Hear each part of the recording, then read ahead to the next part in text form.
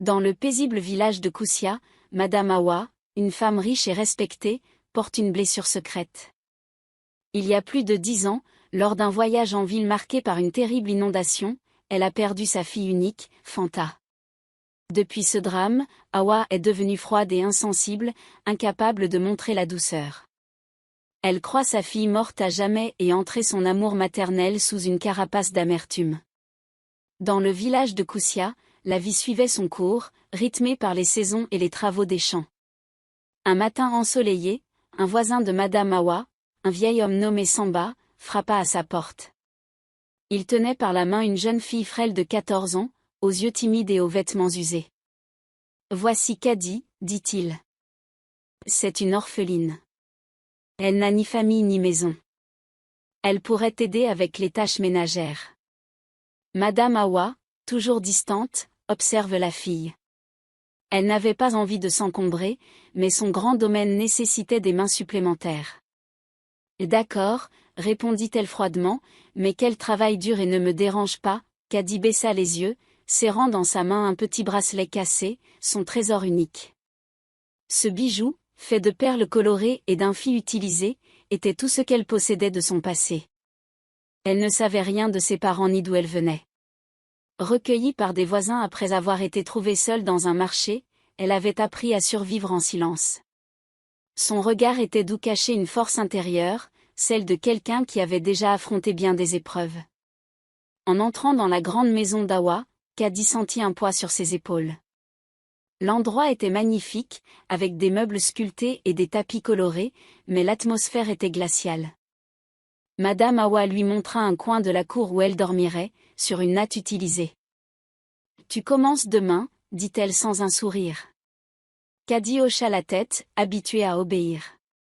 Elle rangea ses maigres affaires, caressant son bracelet comme pour se donner du courage.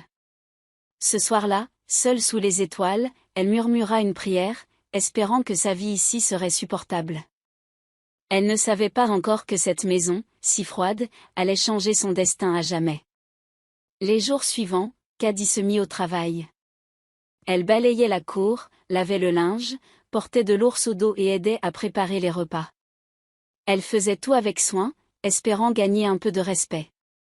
Mais Madame Hawa ne la regardait jamais avec douceur. Pour elle, Kadi n'était qu'une servante, une ombre qui passait dans sa vie. Les villageois, eux, remarquaient la jeune fille. Certains chuchotaient en la voyant travailler sans relâche, admirant sa patience. D'autres approchent la tête, trouvant injuste qu'une enfant soit traitée ainsi. Mais personne n'osait parler à Hawa, dont la richesse et l'autorité imposaient le silence. Kadi, elle, gardait la tête haute. Chaque soir, elle s'asseyait seule, fixant son bracelet. Elle se demandait d'où il venait, qu'il avait fait, et pourquoi il était si important pour elle. Ce bijou était son seul lien avec un passé qu'elle ne comprenait pas, une histoire qu'elle espérait un jour découvrir. Elle ignore que ce même bracelet allait bientôt bouleverser sa vie et celle de Madame Hawa. Pour l'instant, elle n'était qu'une orpheline dans une maison sans amour, permettant de survivre un jour à la fois. Mais quelque part, au fond de son cœur, une petite étincelle d'espoir brillait encore, lui murmurant que tout n'était pas perdu. Dès son arrivée chez Madame Hawa, Kadi comprit que sa vie ne serait pas facile. Chaque jour, elle se lève avant l'aube pour commencer ses tâches. Elle balayait la grande cour, lavait des piles de linge, nettoyait la maison et courait chercher de l'eau au puits. Mais peu importe son effort, rien ne semblait satisfaire Madame Hawa. La femme riche la regardait avec mépris, comme si Kadi était une intruse. « Tu travailles trop lentement », criait-elle souvent, même quand Kadi faisait de son mieux. Un jour, alors que Kadi renversait altérant un eau d'eau, Hawa la gifla devant les domestiques. « Inutile », hurla-t-elle. Kadi ravala ses larmes, ramassa le haut et continua son travail. Les humiliations étaient quotidiennes. Hawa la traitait de « bonne à rien », devant les voisins, riant parfois de ses vêtements usés. Kadi n'avait droit qu'à une vieille robe déchirée, et ses repas se limitaient au reste que les autres ne voulaient pas. Elle mangeait seule, assise dans un coin, pendant que la famille d'Hawa se régalait de plats copieux. La nuit, elle dormait sur une natte à même le sol, dans un coin de la cour exposé au vent. Malgré tout, Caddy ne se plaignait jamais. Elle avait appris à encaisser la douleur en silence, un sourire triste sur les lèvres. Son seul réconfortait son bracelet cassé, qu'elle caressait chaque soir. Ce bijou lui donnait l'impression d'être liée à quelque chose, même si elle ne savait pas quoi. Les villageois voyaient bien la cruauté d'Awa, mais personne n'osait intervenir. Awa était puissante, et son influence pesait lourde.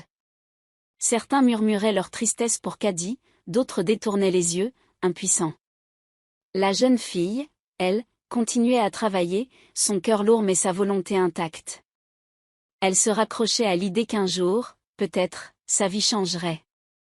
Parfois, elle surprenait le regard d'un enfant du village ou un sourire discret d'une femme au marché, et cela lui redonnait un peu de courage. Mais les jours se succédaient, tous plus durs les uns que les autres. Une fois, alors qu'elle portait un lourd panier de bois, Caddy trébucha et se baignit aux genoux. Awa, au lieu de l'aider, la gronda, « Tu salis ma cour avec ton sang. Nettoie ça tout de suite. » Caddy obéit, les larmes aux yeux, pensant sa plaie avec un vieux chiffon. Ce genre de moment brisait son cœur, mais elle refusait de céder au désespoir. Elle se répétait qu'elle était plus forte que la méchanceté d'Awa. Son silence et sa patience étaient sa manière de résister. Chaque nuit, sous les étoiles, elle murmurait des prières, demandant du courage pour affronter le lendemain. Elle ne savait pas que quelqu'un, dans l'ombre, observait sa souffrance avec compassion. Cette personne allait bientôt changer le cours de sa vie. Pour l'instant, Caddy restait une orpheline maltraitée, invisible aux yeux de celle qui l'hébergeait. Mais dans son cœur, une petite flamme d'espoir refusait de s'éteindre, lui murmurant qu'un jour, la vérité éclaterait et que la justice serait faite. Dans le village de Koussia, une vieille femme nommée Tata Mariam vivait dans une petite maison en terre, juste à côté de celle de Madame Awa. Mariam était connue pour sa gentillesse et sa sagesse. Les villageois lui demandaient souvent conseil, et elle avait toujours une parole réconfortante à offrir. Depuis l'arrivée de Caddy, Mariam observe la jeune fille avec attention. Elle voyait la manière dont Awa la traitait, et son cœur se serrait à chaque cri ou humiliation. Caddy, avec son regard triste mais déterminé, touchait profondément la vieille femme. Un jour, alors que Caddy passait près de sa maison, portant une lourde d'eau doucement, Mariam l'appela. « Viens, ma petite, repose-toi un instant. » Caddy hésita, craignant la colère d'Awa, mais le sourire chaleureux de Mariam la rassura. Elle s'assit, et Mariam lui offre un bol de lait et un morceau de pain. « Tu travailles trop dur pour ton âge, » murmura Mariam. Caddy baissa les yeux, ne sachant que répondre. Elle n'était pas habituée à tant de douceur. Ces petits moments devinrent un refuge pour Caddy. Chaque fois qu'elle pouvait, elle s'arrêtait chez Mariam, qui lui parlait comme à une petite fille. Mariam écoutait ses silences plus que ses mots, devinant la douleur que Caddy cachait. Elle remarquait aussi la force de la jeune fille, sa capacité à sourire malgré tout. « Tu es spéciale, Caddy, » disait-elle souvent. « Garde ton cœur pur, quoi qu'il arrive. » Ces paroles, simples mais sincères, donnaient à Caddy le courage de continuer. Mariam, de son côté, ne pouvait s'empêcher de s'interroger sur Awa. Pourquoi tant de méchanceté envers une enfant innocente? Elle connaissait l'histoire de la perte de Fanta, la fille d'Awa, et comprenait que la douleur avait durci son cœur. Mais cela n'excusait pas sa cruauté. Mariam priait pour que Caddy trouve un jour la paix, loin de cette maison sans amour. Elle se sentait impuissante face à la situation, mais elle refusait d'abandonner Caddy. Chaque fois qu'elle voyait la jeune fille travailler sous le soleil brûlant ou encaisser une insulte d'Awa, elle murmurait une promesse à elle-même, elle ferait quelque chose pour aider. Mariam n'avait pas beaucoup de moyens, mais elle avait un cœur grand et une intuition aiguisée. Elle observe chaque détail, cherchant un moyen de protéger Caddy. Elle parlait parfois aux autres villageois, demandant s'ils savaient d'où venait l'orpheline, mais personne n'avait de réponse claire. Caddy était arrivée comme un mystère, une enfant sans passé. Pourtant, Mariam sentait qu'il y avait plus à découvrir. Elle ne savait pas encore que ce sentiment allait bientôt la mener à une révélation bouleversante. Pour l'instant, elle continuait à offrir à Caddy un peu de chaleur humaine, un sourire, une caresse sur la tête. Ces gestes, si petits soient-ils, étaient comme une lumière dans l'obscurité pour Caddy. Mariam devenait peu à peu sa protectrice silencieuse, celle qui veillait sur elle dans l'ombre, attendant le moment où elle pourrait changer son destin. Un après-midi brûlant à Koussia, Caddy était occupée à laver du linge dans la cour de Madame Awa. Ses mains frottaient les tissus avec soin, malgré la fatigue qui pesait sur ses épaules. Tata Mariam, assise à l'ombre près de sa maison, l'observait de loin.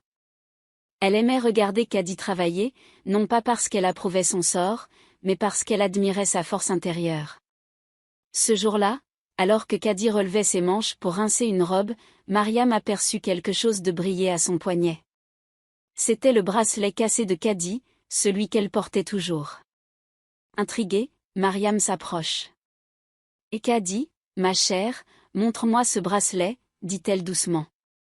Caddy, surprise, tendit des soutiens-gorge à Fils. Le bijou était simple, des perles bleues et blanches, un fil utilisé, et une petite breloque en forme d'étoile. En le voyant de près, le cœur de Mariam s'arrête. Elle a connu ce bracelet. Il y a des années, elle avait vu un bijou identique au poignet de Fanta, la fille disparue de Madame Awa. Elle se souvenait encore du jour où Fanta, petite, jouait dans la cour, son bracelet scintillant sous le soleil. Mariam sentit un frisson le parcourir. Était-ce possible?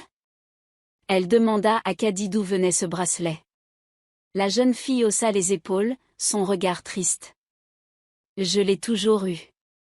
C'est tout ce qui me reste de, je ne sais pas, Mariam hocha la tête, cachant Fils trouble. Elle ne voulait pas effrayer Caddy, mais son esprit s'emballait. Et si Caddy était Fanta? Et si Awa maltraitait sa propre fille sans le savoir? Cette idée était trop lourde pour être ignorée. Mariam passe la soirée à réfléchir. Elle se souvenait de l'inondation tragique, 10 ans plus tôt, où Fanta avait disparu. Tout le village avait cru qu'elle était morte. Mais si elle avait survécu? Si elle avait été ailleurs, sans mémoire de son passé? Le bracelet était une piste, un indice fragile mais réel. Mariam a décidé qu'elle ne pouvait pas rester sans rien faire. Elle devait vérifier ses soupçons, pour Caddy et pour Awa. Elle pensa à un ami médecin en ville, le docteur Diallo, qui avait connu la famille d'Awa. Peut-être pourrait-il l'aider à découvrir la vérité. Mariam savait que cela prenait du temps et de la discrétion, mais elle était déterminée. Elle ne dit rien à Caddy, ne voulant pas lui donner de faux espoirs. Ce soir-là, elle pria pour avoir la force de mener cette quête. Le bracelet, si petit, était peut-être la clé d'un miracle. Elle se promet de protéger Caddy, quoi qu'il arrive, et de faire éclater la vérité. Pour l'instant, elle garda le secret, mais son cœur battait d'espoir et de peur. Caddy, elle, continue son travail, ignorant que son bracelet venait de déclencher une chaîne d'événements qui allait bouleverser sa vie. Sous le ciel étoilé, elle caressa son bijou, comme chaque soir, murmurant une prière pour un avenir meilleur. Après avoir vu le bracelet de Caddy, Tata Mariam ne pouvait plus penser à autre chose. L'idée que Caddy pourrait être Fanta, la fille disparue de Madame Awa, l'obsédait. Mais elle savait qu'une simple ressemblance entre deux bracelets ne suffisait pas.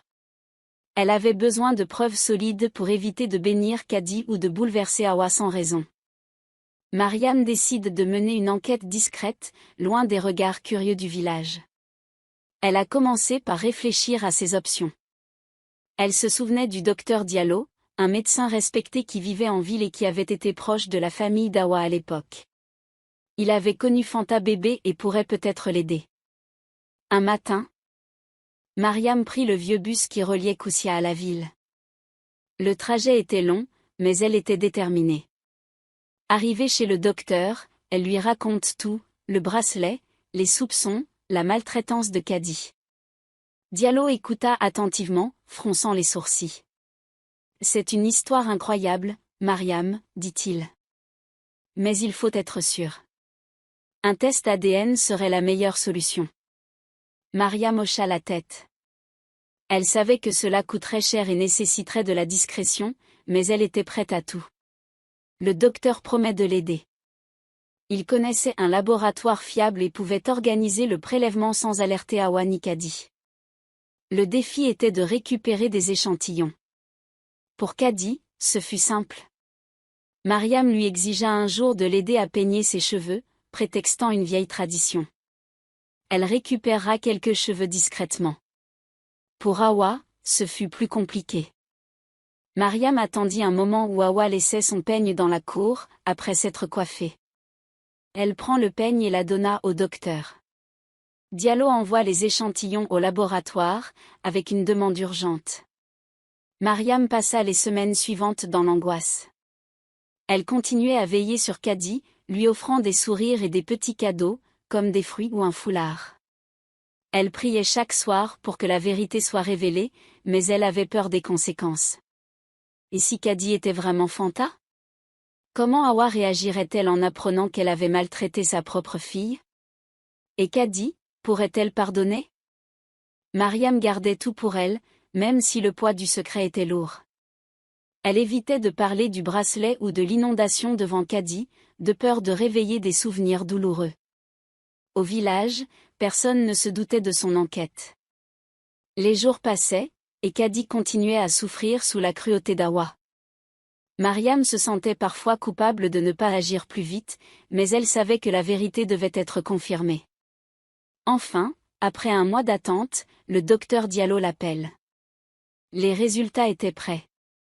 Mariam prend le bus, le cœur battant. Elle savait que ce qu'elle allait découvrir changerait tout. Elle pria pour avoir la force d'affronter la suite, pour Caddy, pour Hawa, et pour elle-même. L'enquête touchait à sa fin, et la vérité, quelle qu'elle soit, allait bientôt éclater au grand jour, comme une lumière dans l'obscurité. Le jour où les résultats du test ADN arrivèrent, Tata Mariam sentit une boule dans son estomac. Elle prend le bus pour la ville, les mains tremblantes, priant pour que la vérité soit claire. Arrivée chez le docteur Diallo, elle la trouva dans son bureau, une enveloppe scellée sur la table. « Mariam, assis-toi », dit-il gravement. Il ouvre l'enveloppe et lut les résultats. Puis, il lève les yeux, ému. C'est confirmé. Caddy est la fille biologique de Madame Hawa. Elle est Fanta. Mariam sentit des larmes monter. C'était à la fois un miracle et une tragédie. Caddy, l'orpheline maltraitée, était la fille qu'Hawa pleurait depuis 10 ans. Mais comment annoncer une telle nouvelle? Mariam savait que la vérité bénirait Hawa autant qu'elle la sauverait. Elle remercia le docteur et rentra à Koussia, l'enveloppe serrée contre son cœur. Pendant le trajet, elle réfléchit.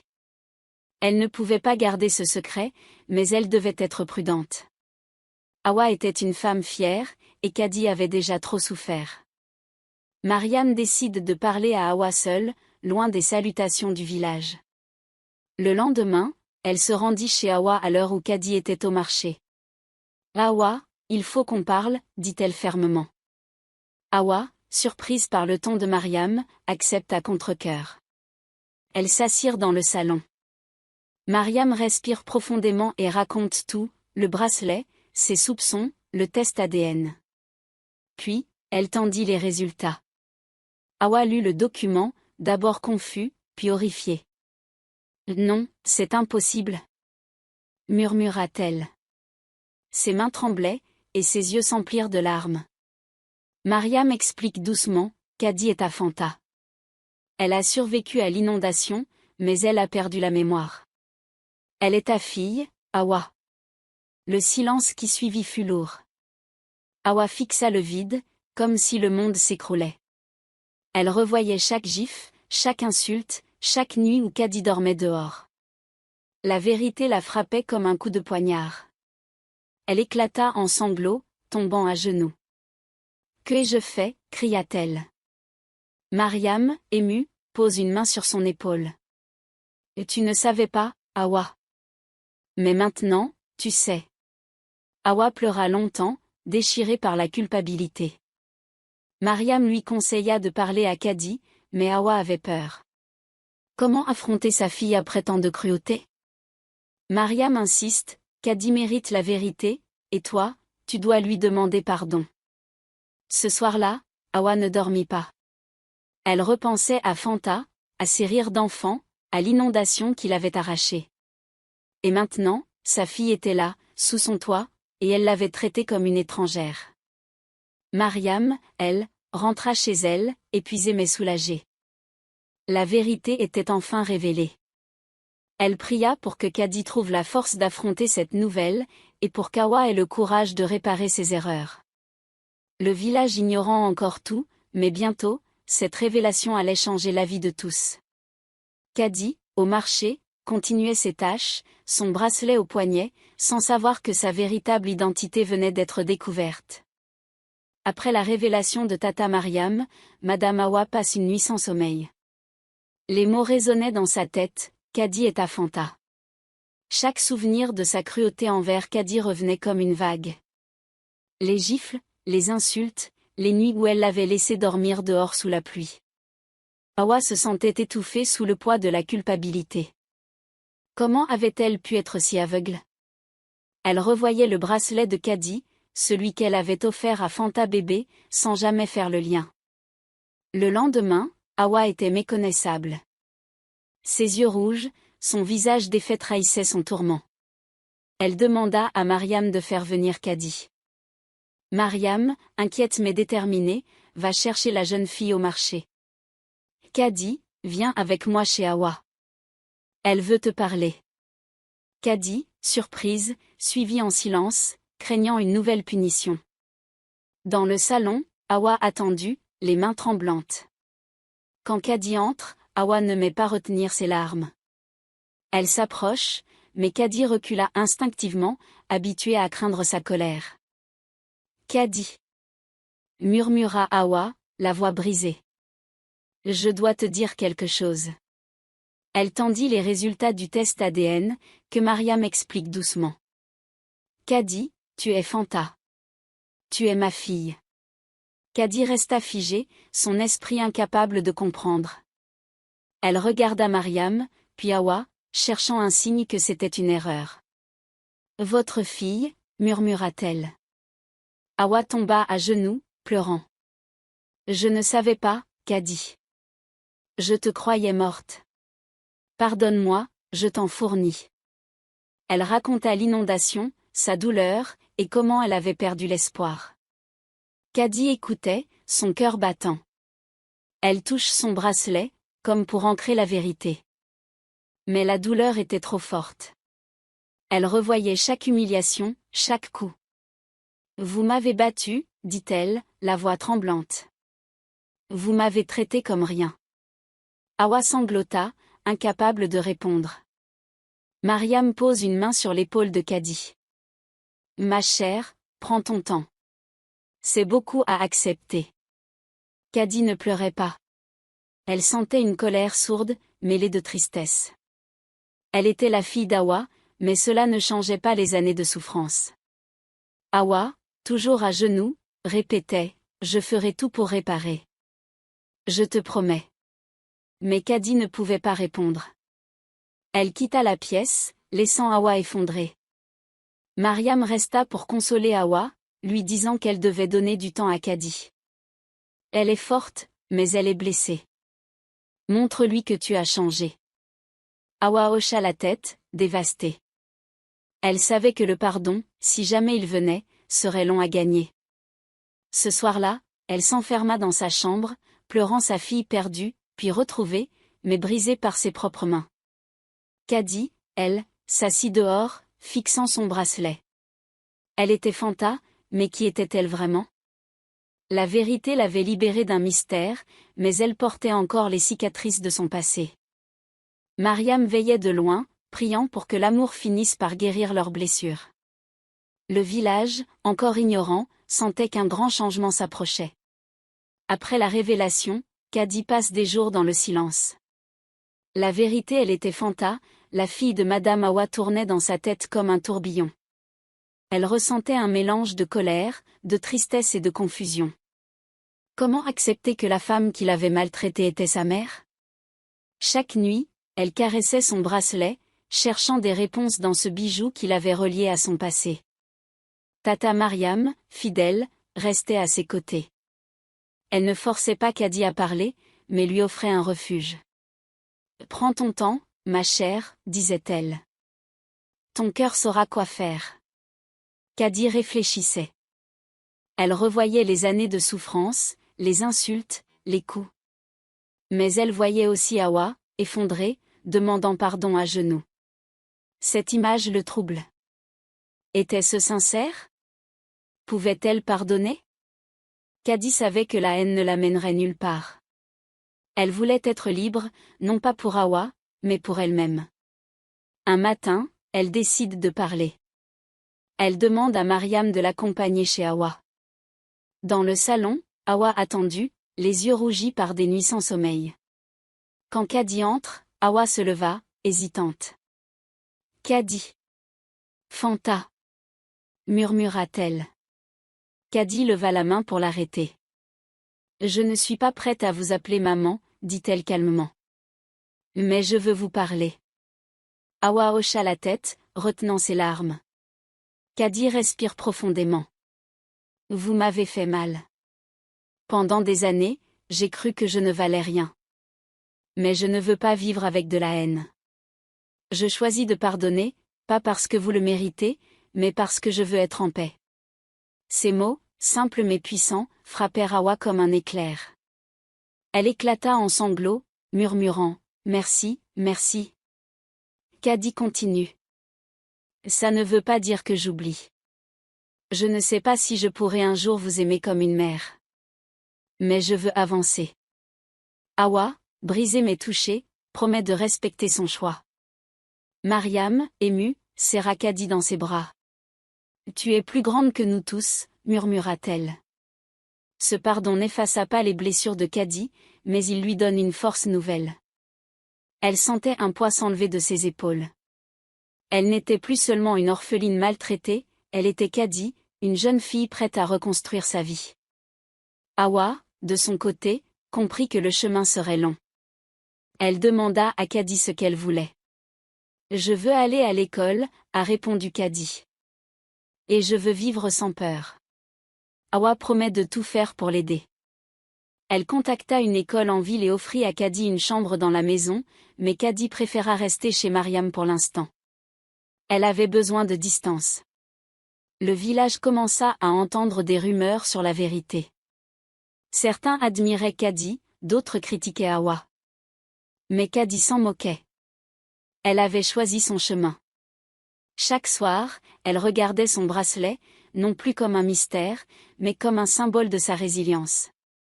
Elle savait que son avenir dépendait d'elle, et elle était prête à se battre pour lui. Le pardon de Kadi marqua un tournant pour elle et Madame Hawa. Kadi, libérée du poids de la haine, décide de prendre sa vie en main.